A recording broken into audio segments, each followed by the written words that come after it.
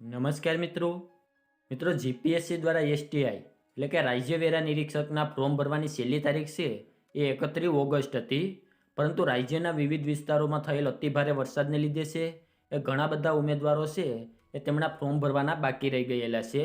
તો હવે જીપીએસસી દ્વારા છે એ તારીખમાં વધારો કરવામાં આવ્યો છે. તો હવે તમે કઈ તારીખ સુધી છે એ ફોર્મ ભરી શકશો તેમની સંપૂર્ણ માહિતી આજના વિડીયોમાં આપવાનો છું. એની પહેલાં અમારી ચેનલમાં પહેલીવાર આવ્યા હોય તો ચેનલને સબસ્ક્રાઈબ કરી દેજો, જેથી ભરતીને લગતી તમામ માહિતી છે એ સૌથી પહેલાં તમારા સુધી પહોંચી શકે.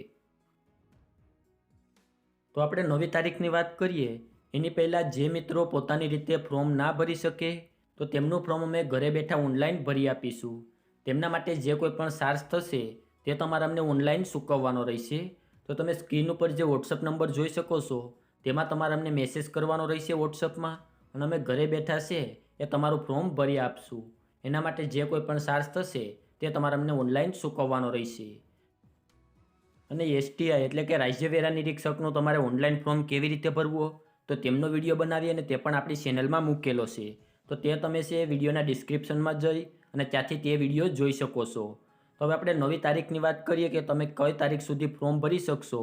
તો તમે 8/9/2024ના રોજ છે એ રાતના 12 વાગ્યા સુધી છે એ તમે આના માટે ફોર્મ ભરી શકશો. તો આજે 31 તારીખ છે અને આવતા મહિનાની 8 તારીખ સુધી છે એ તમે રાતના 12 વાગ્યા સુધી એસટીઆઈ માટેનું ઓનલાઈન ફોર્મ ભરી શકશો.